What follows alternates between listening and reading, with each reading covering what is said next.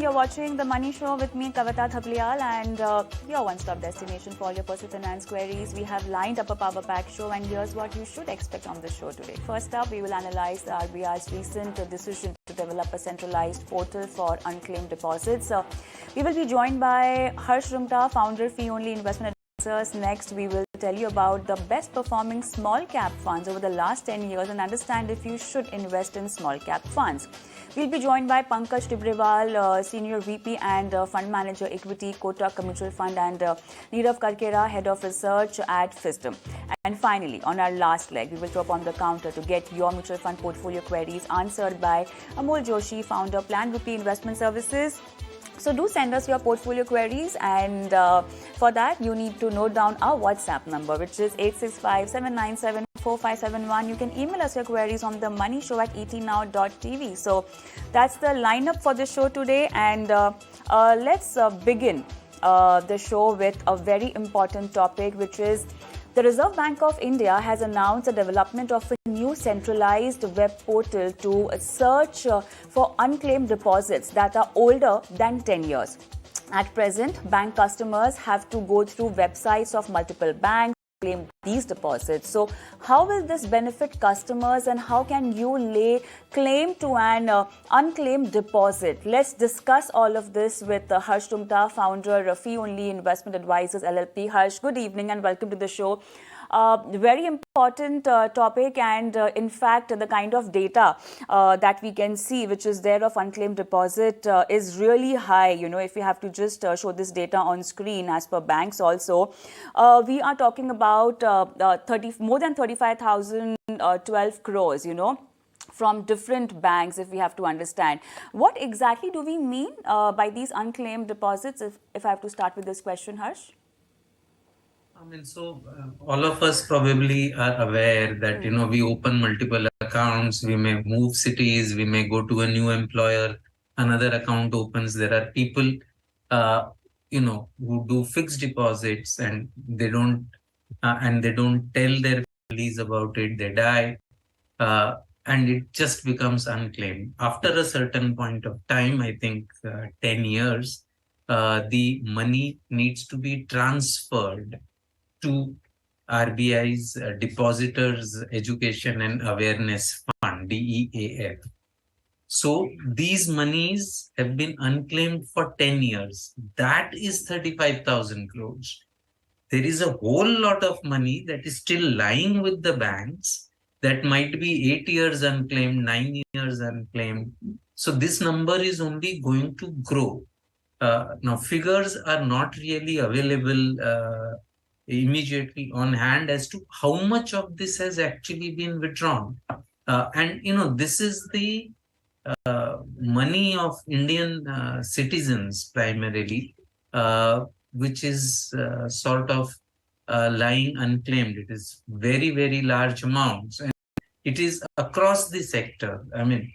This is, say, banks. If you, I think, have done a program in the past on shares and dividends. That's about 50,000 crores, unclaimed shares and dividends, and unclaimed insurance amounts, small savings funds, etc. The amount there is not exactly known, but even that is in excess of 2 or 3,000 crores. So in all, we're talking of at least 90,000 odd crores of unclaimed assets, with more in the pipeline to follow. So we are just talking about unclaimed deposit in terms of savings deposit, or Harsh, this includes deposits which are there in all form of bank accounts? No, this would be all forms of bank accounts. It would include current accounts, fixed deposits, savings banks, everything. Not necessarily only individuals. It would also include non-individuals. If they have some unclaimed deposit in any of these banks. There's a portal now which is on its way. It's being set up right now. But like people, if they're watching us now and they want to understand if they have any unclaimed amount, how can they approach? Can they just directly go to a bank's branch and just figure that out? Is it possible? So each bank is supposed to have this data available on their own websites. But if you don't remember, I mean, obviously the reason it is unclaimed is people don't even know that this amount is there in their name. It's not an easily searchable database. Each bank has its own database in its own format. It's there on the website, but can you think of a person who will, search for it uh, across, say, 40 banks or 45 banks? It's just not possible. Uh, Plus, it's not easily searchable.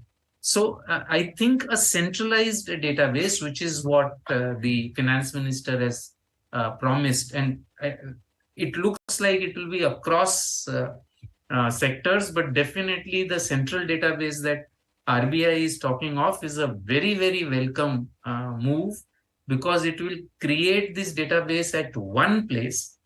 Hopefully, it will be easily searchable so that people can, sit at one place and find out if they have any unclaimed deposits in their name or their loved ones' names. And then those people can look at the process to get it back. Exactly. So, Harsh, now one thing that comes out very prominently, and one should be giving thrust on this, is absence of having a nominee or any legal heir. I think this is something as a concept when you talk about investments or anything where you are, where your money is involved. One needs to have a nominee or a legal heir after you. So, could you just explain the importance of this?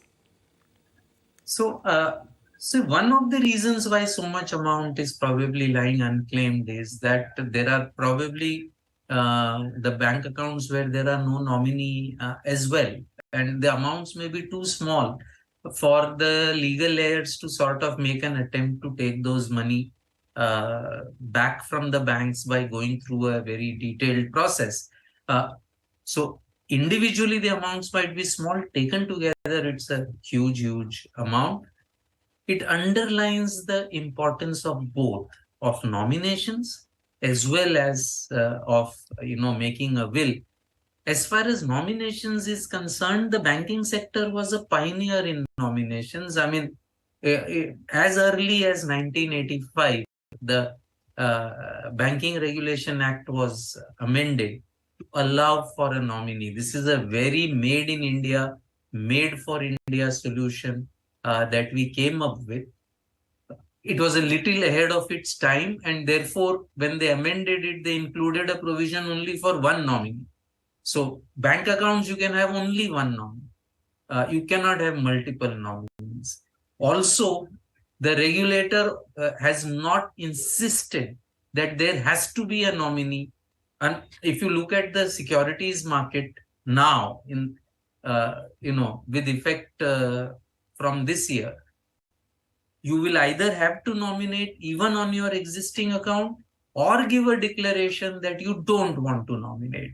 I think something similar needs to be done with bank accounts as well.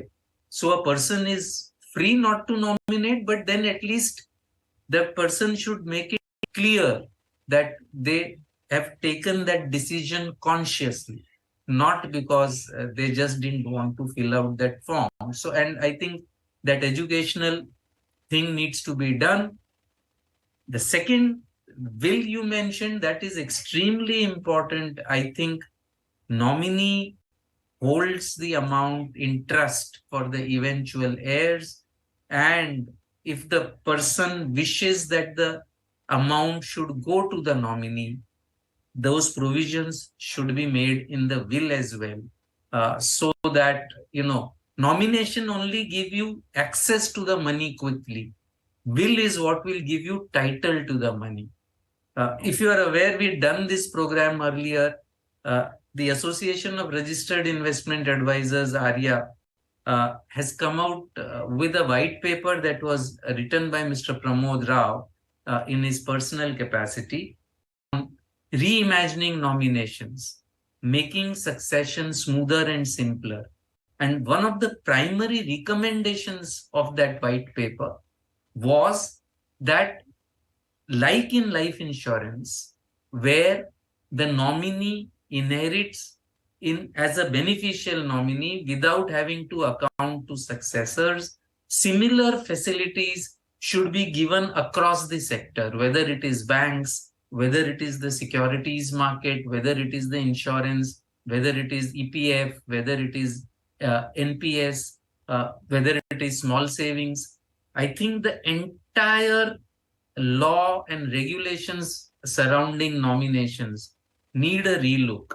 And clearly, I think the regulators are getting there, and we will see lots of action on this. And that really adds to the ease of living for individuals. Imagine the plight of so many people trying to recover the money that, hard-earned money that their parents or other loved ones have left for them, and having to go through various hoops to get that money.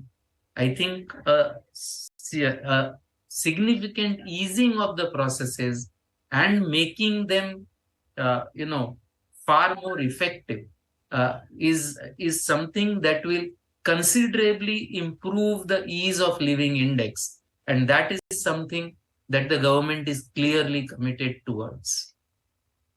So one more thing, Harsh, while we are just talking about your accounts in the bank, your saving deposits and other kind of bank accounts, but then this also applies on your mutual fund investments, on your share investments, and there is a separate a kind of a figure that has been unclaimed even for those investments. Could you please update on the status and the kind of portal that's been established already where people can go and claim their money? So there is a portal run by the Investor Education and Protection Fund Authority, IEPF Authority, which runs this unclaimed securities and unclaimed dividend amounts. The dividend amounts were about 5,500. The value of the listed shares as of October 21, it has been worked out, was about 45,000 crores. Now, the figure could vary, but you're talking of a 50,000 crore unclaimed shares and the dividends there, which have been transferred to the IEPF authority. Whilst the portal exists, the central portal there exists, unfortunately, it is the search functionality is not really functional. It's not user-friendly at all. Even if you manage to find out that you have certain unclaimed shares, and I can attest to this from personal experience. My father had shares in a company that I found out when I was going through this process. It's been a year. I'm still waiting to sort of get access to those shares. The processes are very, very let's say, extremely bureaucratic and time-consuming. The good news is, I think it is changing. The IEPF has come out with a consultation paper on how to ease the process. Very clearly, as per our understanding, the securities regulator is also working on these aspects. So I think, whilst currently it looks like a very big problem, hopefully, given the amount of media exposure, and I think channels like yours taking this up really helps in making sure that this problem will slowly ease out. One last question and then we'll wind up this discussion, Harsh. Since we also spoke about the importance of having a nominee and having a will, could you just quickly give us a checklist of how should we be deciding on a nominee? Because after all, it's your hard-earned money. You've got to be very sure about that. And what all goes into making a will?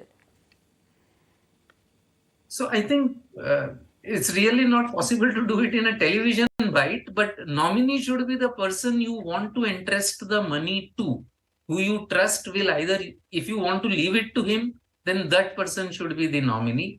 Sometimes you might, suppose it's children, right? Then you need to have a guardian. You need to specify a guardian, and that person needs to be somebody you trust. So the nominee normally should be the person to whom you want to pass on the money. So mutual fund securities allows 3 nominees. And therefore, logically, if you don't have more than 3 beneficiaries, just name those 3 beneficiaries as your nominees. In banks, it is much more difficult because you are allowed only one nominee. And therefore, if you want to leave that money to more than one person, then you will have to, through your will, leave it to those people. But have one nominee who you trust, will hold it in trust for all the beneficiaries. So it's a serious thing, but it's not that difficult. I think as advisors, when we talk to clients, they're very clear. Normally, they are very clear when you ask them, what do you want to do with your money in case you are not there? I think normally very clear. If I'm not there to my spouse, normally I'm speaking. Okay. And if you are jointly holding then to your children, I think those kind of things are clear for 90% or even maybe 95% of the people. And I think the rules should be made that helps these 95% people have ease of, succession. For the balance 5%, there will always be the things that they are currently, but even that can be eased if they do a proper will. Will, I think, would need a session by itself, Kavita. I don't think we can do it on a television bite. Exactly. No, but then it's very important that at least you highlighted these important aspects, and obviously we can have a longish discussion on this someday else. But in the meantime, thank you so much, Harsh, for being on the show and helping our viewers with all the important aspect of unclaimed money, whether it is in their bank accounts or otherwise on unclaimed, which is from your mutual fund or shares. Thank you so much. Thank you.